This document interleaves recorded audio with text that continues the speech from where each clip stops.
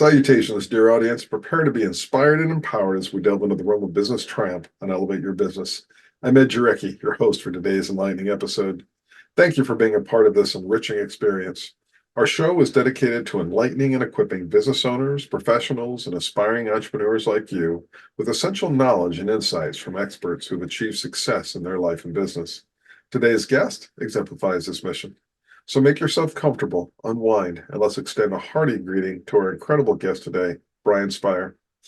Brian, leveraging his extensive experience in the insurance industry since 2008, founded South Dakota Senior Insurance Agency in 2014 with a focus on providing seniors in the Black Hills area with comprehensive Medicare, life, and health insurance solutions.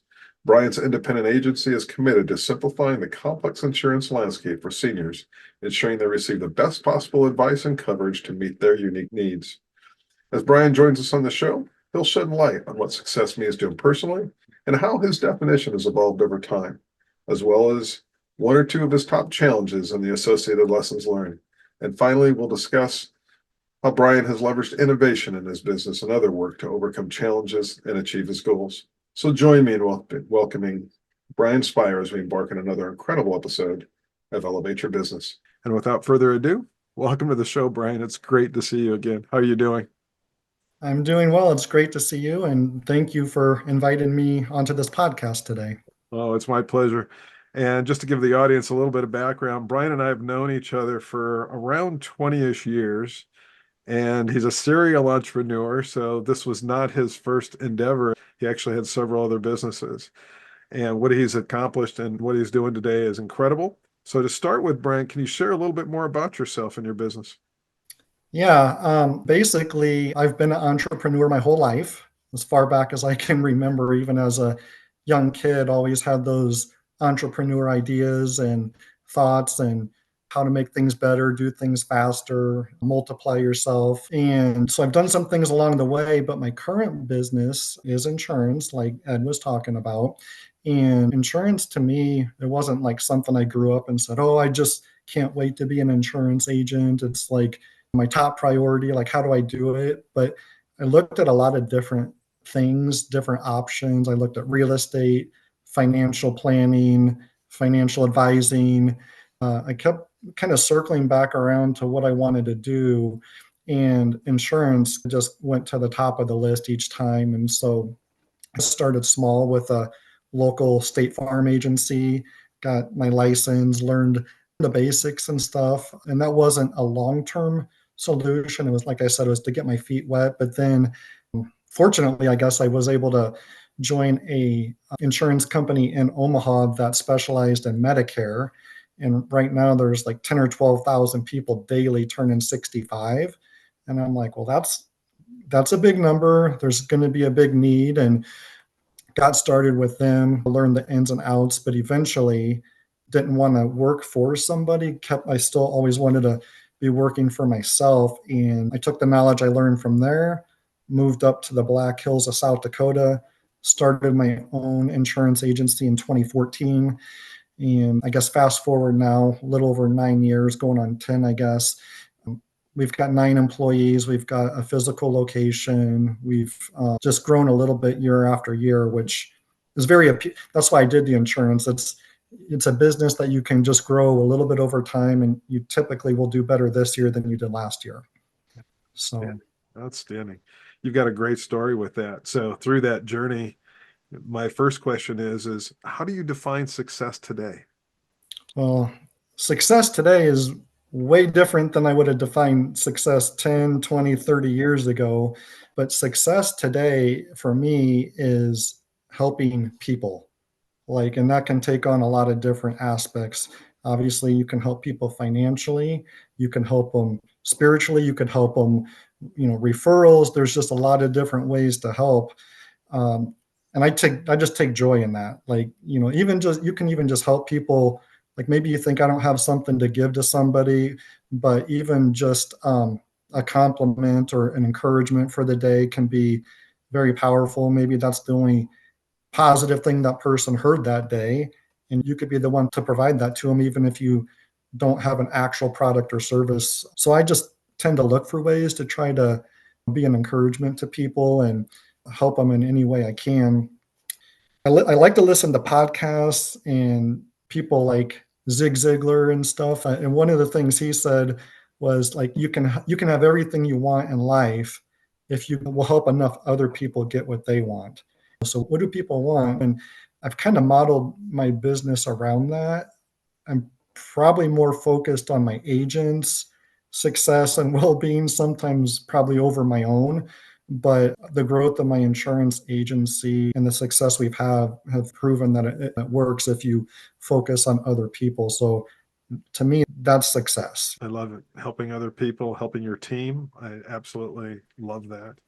And so over this last 20, 30 years or so, as you've been a serial entrepreneur, tried some different things, settled on insurance, gone through the challenges of growth, et cetera, how has your definition of success changed through all of that? Well, it's changed a lot. If I think back as far back as I can remember, I would have had to have been like 8, 9, or 10. And my dad worked for a tuxedo shop in Omaha. And he had worked for this guy for a lot of years. And he was interested in starting his own tuxedo shop, but he didn't really want to be in competition with his current boss. So he developed this business plan and went through, and he was sitting there on the typewriter, typing up a business plan. He got all the funding and everything ready to go. And he was ready to pull the trigger on starting his own, but he went to his current boss and was able to make an offer to him to see if he'd be willing to sell. And sure enough, he did. So my dad owns, Mr. Tuxedo even to this day. And even at a young age like that, I was just kind of geared toward that. I remember watching him and just knew that I always wanted to do something like that. So success for me back then was like starting a lawn business. I remember even just one lawn from my grandma, like $10 to mow the lawn. I'm like, hey, I can count that as a business. And if I can get another lawn going, which her neighbor quickly let me start mowing their lawn. So that was 2. Eventually I had like 5 or 6 lawns, and I would just in the summer would just go mow them all in one day, just get them all done in one day. It was a lot of work, but I made more money in that one day than most of my friends made in a full week, dividing it up. And so I did that for a while, and then had friends that would come and help me because we could get it done twice as fast. But success at that time was just starting something. I felt like, I did something. I've got a lawn business. And then when I was a little bit older, so actually college, when eBay was getting going and was getting big and people knew what it was, that also coincided with Beanie Babies and the Beanie Baby craze of I the day. remember. So I didn't want to go work at that time. I think it was like $5, $6 an hour minimum wage. But I went and I found a job at a t-shirt place at the mall that had a contract with Ty, the company that makes the Beanie Babies. So they were selling them. But I got a job there intentionally because I knew every time I worked, I could buy one Beanie Baby for like $5.95, and I could have it on eBay that night. And I made more money selling Beanie Babies to help pay for college than I I did. never told me that story. That is incredible. That's fun. Yeah, I'd go work like 3 or 4 hours, make like $20 or whatever, but then have a Beanie Baby to sell that would sometimes sell for 100 or 150 or whatever. I try to get all the good ones. And so that was just fun for me. But that was success, I guess, as under age 20, just doing things that worked out. And I just thought that was very successful because it was something I thought of and did. And then in my 20s, when I was working full time, I owned some general nutrition center franchises. And at that time, everything was just about more money, like how much money can you make? I wasn't thinking so much about other people at that time. I was more thinking success as how fast can I get more GMCs? How fast can I grow? How fast can I do all this stuff? And basically, that was my focus at that time. After a few years, well, actually, that took me into 2008. And there was a pretty big recession back in 2008. And all the stuff I had built from the GNCs during that time just kind of fizzled out, and people really were spending half the money that they used to spend. And they did it for a while, at least a year, maybe closer to two. And so that business wasn't going to be good in the long run. And so I kind of shifted or figured out how to shift. And that's when I got into the insurance world, and then decided that this time I'm not going to be so focused on myself and how much I make or how much I can grow. But I started my business debt free and just built it gradually, didn't make some of the mistakes that I made in the past, and really just started focusing on other people. And that's what I've been doing since. I chuckle a little bit because you mentioned 2008, a small recession, the Great Recession, the second worst economic period since the Great Depression. So, yeah, it was a pretty significant recession. And I think there was a lot of rethinking through that. So, you For seem sure.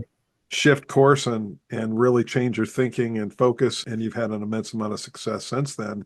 But of course that journey's never an easy one. So what are one or two of your top challenges and the associated lessons learned? Well, if we go back and talk about the GNCs, I knew that was not going to be long term. I knew I was going to work really hard at whatever I did. If I spent another 10 years working at the GNC, I think I would have gone backwards. I would have still probably been profitable, but I would have been less far ahead because there's more internet competition, there's more retail competition, and I didn't want to do that. And part of my solution was, well, and other GNC franchisees at the time were branching off to the Anytime Fitnesses. It was kind of something that was easy to look at doing. So I did branch off into the Anytime Fitness, and that was not good either. Basically, I was trying to find a way out of the GNC. What's the next thing I could do? And that just accelerated me down to where I had to be done with everything and start over. And that's when I reinvented myself with the insurance. But the biggest lessons is failure. If you fail at a business, right, everybody's going to fail. And I kind of have this thing that, do you really fail? You can say you fail, but do you really fail, or are you learning something? Like if you had to do it all over again, are you going to do the same things that you did before? Probably not. That means you learned something. And if you learn something and can grow from it and move on, it's not failure. It's learning. It might kind of stink Yeah. along the way, So you some of know, those lessons are very expensive, both right? both in energy and mindset and other, but definitely learning. And some people call it failing forward, but I love your premise that it's really about what are you still taking away from that experience that you can apply forward. That's awesome. And Any I other? teach Any, my new insurance agents that too. It's like you really can't fail at insurance. I mean, it's hard. I mean, the job's hard. It's not like easy, but if you can consistently and steadily do the job, do the things that are required, regardless if you see the results right now or not, which I know a lot of people want the immediate results, immediate gratification. But if you can look past that and just do it, there's probably no such thing as a 5-year insurance agent that's not doing relatively okay. And if they've been doing it for 10 years, then they're probably doing really good, or most of them would be. But it's the first couple of years that I teach my guys it's going to be hard. There's going to be challenges, but you can quit, you can stop, but if you just keep at it, you're going to be successful. So I tell them you can't fail. so continuous learning, continuous adaptation, and applying those lessons, but perseverance would be the last one. So if you apply those principles, ultimately these newer sales agents actually have great opportunity for success. Is that a way to summarize that? That is a way to summarize it. And I've done a lot to make sure that the people that I have today actually have a lot better opportunity than I had 15-ish years ago when I started. So circling back to like helping other people, I try to make this as easy as possible for them to do well, because if you help enough other people get what they want, you help them learn to earn and make a income for their family and stuff. That circles back around to that's how I define success. So, are there one or two tactics that you use in helping your employees be successful that you can share with our audience? Yeah, we have a system that I guess the tactics to help them be successful is just the ongoing continual support. If we add up all the combined experience with everybody in the agency right now, it's over 50 years. And so when we bring on a new agent, we're very intentional about training them well. And then if they have questions, they're not 100 miles away trying to figure it out. They have real life, real time support that they can heavily rely on to make sure they're getting their questions answered and present things in a way that makes sense for everybody. Excellent. Thank you for that. And moving to the conversation of innovation, how do you leverage innovation to help your business be successful? Well, from 2014 to probably about 2020, I didn't leverage anything technology wise to grow the business, to help the business. And so we got to a point where we got very stagnant. The active policies that we had, you're always going to lose some along the way. And we were writing enough to kind of cover that, but we weren't growing. And we went like a year like that. And if we actually start growing again, then I got to figure out technology, which I was always reluctant to do. And so spent a lot of time looking at CRM systems. We found a phone system that works for everybody really well. And I just started one by one bringing in the technology, learning it, and everything that we've done. It's not like it doubled our sales, but everything made things go a little smoother, a little easier, a little faster. And we were doing this. I mean, had a lot of this stuff going pre-COVID, but then the technology for my industry exploded during COVID. Because even at that time, most of these insurance companies they weren't very agent friendly for doing electronic applications at the time. I mean, we were still doing paper applications a lot because the electronic applications were hard. And so we were proactively looking at the technology and implementing internal things we could do. But then every insurance company made it really, really easy through technology for agents to be able to do things quickly. So these days, you can send somebody a text message to do a signature. You can call in and do a voice authorization for a signature. You can submit applications electronically with ease. I can't even think of a company that it's hard to do with anymore. And so all that stuff together doubled or tripled our capacity with our same people. We could just do more in less time. And so looking back, I should have tried to do this stuff before, but it's also daunting for me to think about technology and what we can do. But now I kind of embrace it.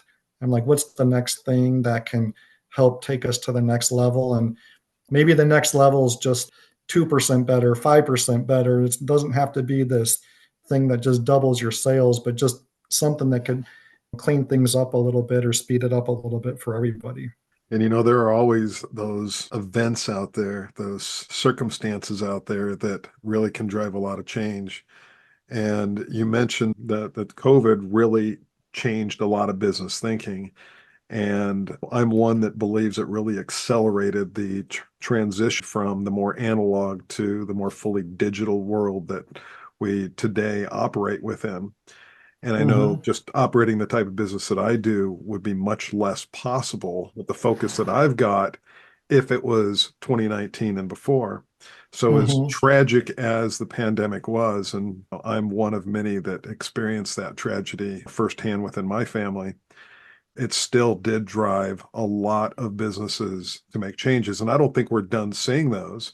And I think there's another set of circumstances in front of us, and we're experiencing one right now, and that's the advent and the application of AI tools in virtually everything that we're doing day in and day out. Mm-hmm. And what's next? Well, from a technological perspective, there are all kinds of advancements out there. Tokenization, of course, is one with blockchain and all the way out to considering the quantum net and quantum compute and how that's going to fundamentally change even our digital applications today. and speed things up, make things more secure, etc. But it's going to be a major transfer from what we're doing and how we're doing it today to that future. And who knows what else is going to occur out there that's going to impact us. So that ability to adapt and apply the new technologies, the new thinking, the new innovations, which aren't always tied to technology, but in today's day and age, technology is usually a component of the people, process, technology, and the culture in which it's deployed. So I think what you've done is absolutely incredible. You took advantage of a circumstance and have really been able to propel your business forward. So congratulations on that success. Thank you. Any final takeaway you would provide our audience that they must consider as they're moving through their entrepreneurial and life journey? Well, there was a book I read once that is called The Slight Edge, and you don't see it advertised a lot. It's by a guy named Jeff Olson. And when I read that book, I was like, I could have wrote that book. That book is me. I don't consider myself super smart on any one thing, but I guess the premise of the book is just doing things a little bit better. You know, you go to the gym, right? You go to the gym one day and you're probably going to get 1% better, right? You go another day, 2%, another day, 3%, and you don't notice the changes. You don't notice what's happening in the moment. And so you'll look ahead at to somebody that's been going to the gym for 6 months and you want to look like that, but they just did it 1% at a time. And that's kind of the whole premise of the book. And that works either for you or against you. Like if you just do the little things, like the book talks about, successful people are willing to do the things that unsuccessful people aren't willing to do. And it's slight, it's just little things over a long period of time that make the difference. And I don't know if it was in that book or another book, but the takeaway is people can tend to overestimate what you can do in a year. Oh, I can do this, this, this. I think I can get this all done. And they overestimate that, but they completely underestimate what you can do in 5 and 10 years if you just do the little things consistently over a period of time. And that's what I would encourage people to do is look in the long run. Don't look in the short run because you might overestimate what you can do. And I kind of learned also that some of the things I think I can get done or do in a year, it takes me twice as long to do it as I think it might. And sometimes it costs a lot more money than I thought it might originally at first. But the consistency of applying yourself in business or relationships, friendships, or diet, whatever it is, if you do the little things right over a long period of time, you'll be way farther ahead in 5 years than you ever thought you could have been. Outstanding. I think that is excellent advice. Thank you for that. And I want to thank you all for joining us today. And a special thank you once again to our incredible guest, Brian Spire, for sharing his insights, experiences, and success tactics with us. We hope the conversation has left you inspired and motivated to embrace the challenges of entrepreneurship with vigor, innovation, and adaptability. Remember, success comes in many forms, and it's essential to define it for yourself. Take the lessons shared by Brian to heart as you navigate your own entrepreneurial journey. Embrace change, seek out opportunities for growth, and always be willing to adapt to the ever-evolving landscape of business. Thank you once again to our phenomenal guest speaker, Brian Spire, and thank you all for tuning in. We look forward to seeing you next time as we continue exploring the stories behind incredible entrepreneurs. Stay resilient and stay innovative. Have a great day, everybody.